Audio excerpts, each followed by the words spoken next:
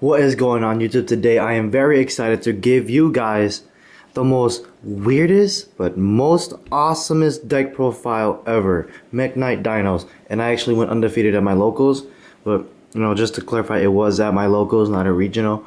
So I was undefeated at my locals. I went up against True Dracos first round. Second round I went up against Paleo Frogs. Third round I went up against Dark Magicians. In the fourth round, I went up against Pendulum Magicians, and I lost the first round, and then I beat them second and third round. And then, so let's just get straight into it, honestly, because I'm just very excited to give you guys this deck profile. It's very, very cool. And the only main reason why I won was because of my side deck mainly. So I'm going to give you guys an in-depth analysis of everything that I play. So we play triple blue and triple purple. These are your main Mekk-Knight monsters that you want to play in any Mekk-Knight deck. Blue searches and purple can tag out and search at the same time.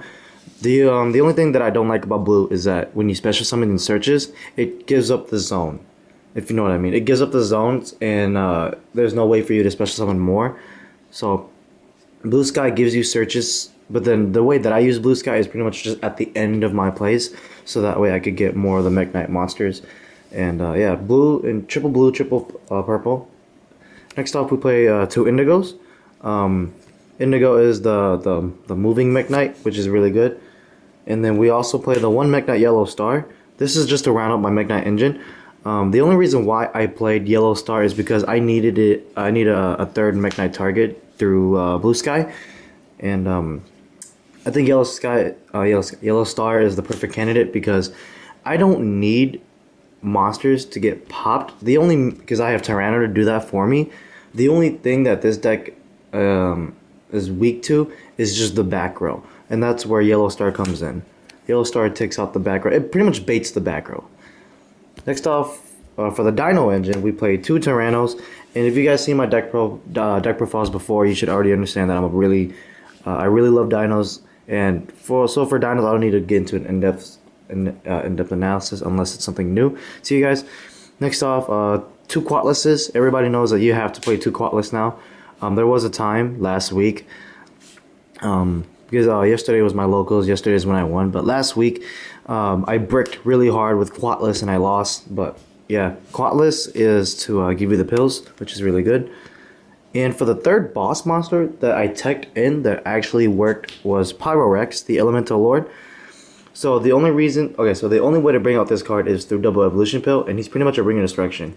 So the only time I used this and it made me win the game was when I pretty much attacked my opponent with Tyranno and inflict like 4,000 damage because they had defense position monsters. And then after that, I was able to pill them into Pyrorex. And then I popped another monster that he had that I left there. I don't know why I left it there. I think I was doing the math, and then I won the game because of Pyrorex. So it actually came in handy, and this is pretty much like your Gaga Cowboy. Next off, for the other stuff of Dinos, we play the triple Oviraptor. Start us with the deck. Self-explanatory. I don't know what else you need to do or say. Next up, we play the one Giant Rex, and we also play the one Gold Sark for a Giant Rex. He's pretty much there to give you to swarm the field. The one Miscellaneousaurus. This card came in handy and it came in clutch so many times against Pendulum Magicians. You have no idea. This card right here made me win the game, the second game, and then the third game my side deck came in. Next up, we play the one Dolgaron. It's always good to have this kaiju in handy in check just in case, because you never know when you're going to need that out for Masterpiece.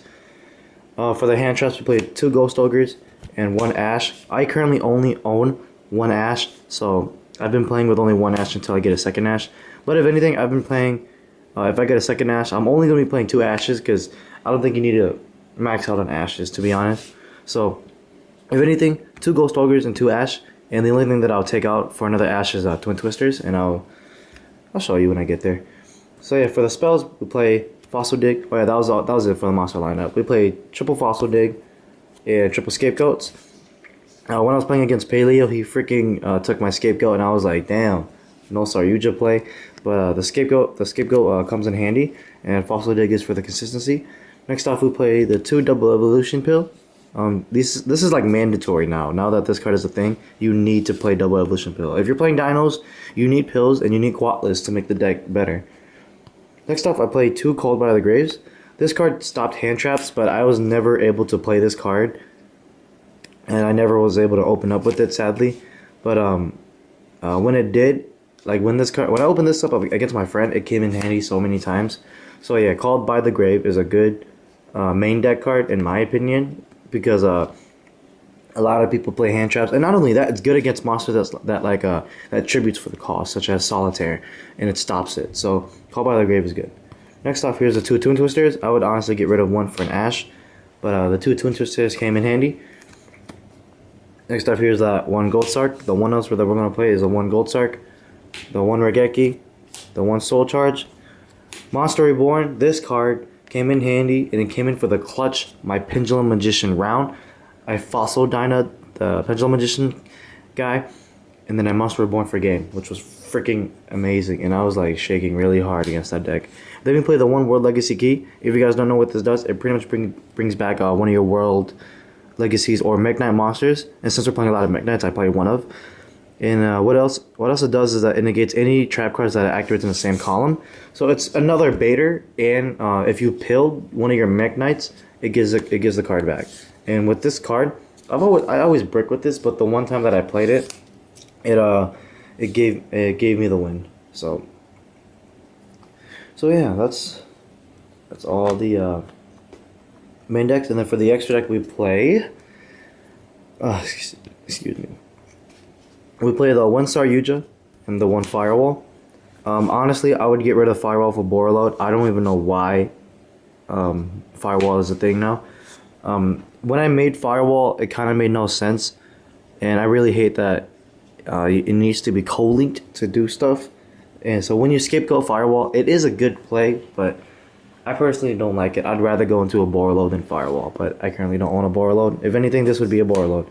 But then yeah, Saryuja, you play the 1 Saryuja. Gives you that draw power. For the Link 3s, we play the Mekk-Knight Spectrum Supreme. This card won me a game too. Gaia Saber, the Lightning Shadow, and Ningirsu. Ningirsu is one of my favorite monsters, and Gaia's really good when it comes to scapegoat. And Spectrum Supreme, such a freaking powerful card when it's played right. Oh my God. Next up, we play the 1 Proxy Dragon, the 1 Underclock Taker. So these are the Link 2s. I think these are the only Link 2s you'd ever want to play in a main deck that besides attribute type of decks, like Mrs. Radiant and stuff. And then we also play the 2 Link Spiders. So one of the weirdest choices that I've ever done in my life was to play Gustav Max, and this card against True Dracos won my match. I was able to summon a Tyranno through his regular effect, and then I pilled another Tyranno. I inflicted 7,000 damage on board, and I wasn't able to kill him because he had no monsters. And then I went into Gustav Max and I beat him. And he was like, "What are you doing? Why are you going into a rank 10 play? What are you summoning?" And then when he saw the Gustav Max, he was like, "That's one way to do it." I remember his face, man. Gustav Max won me that game. It was crazy.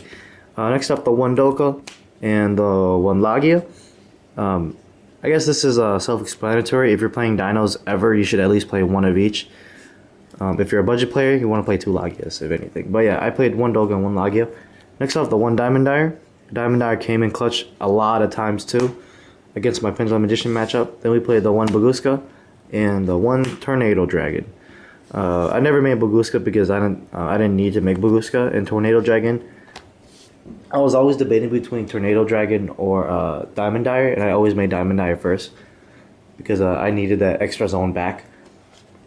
Next up for the side deck, like my very powerful side deck that I won with.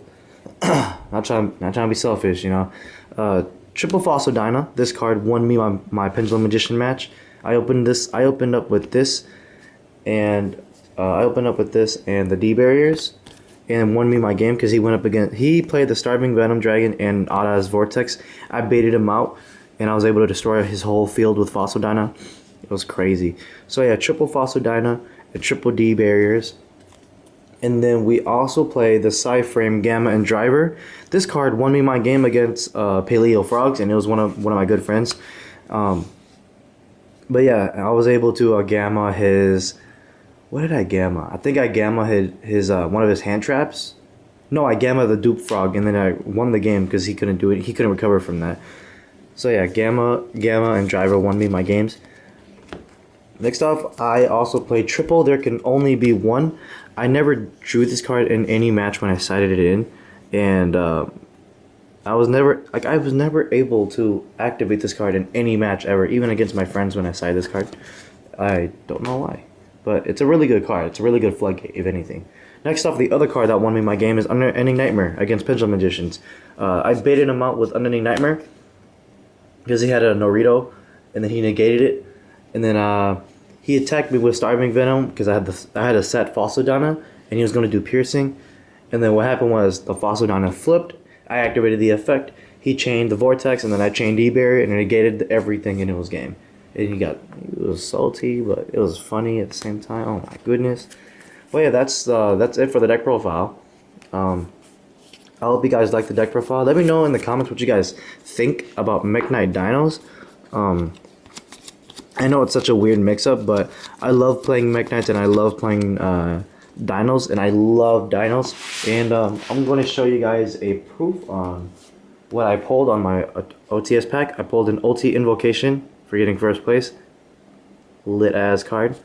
But yeah, I hope you guys like this deck profile, and I'll see you guys in the next video.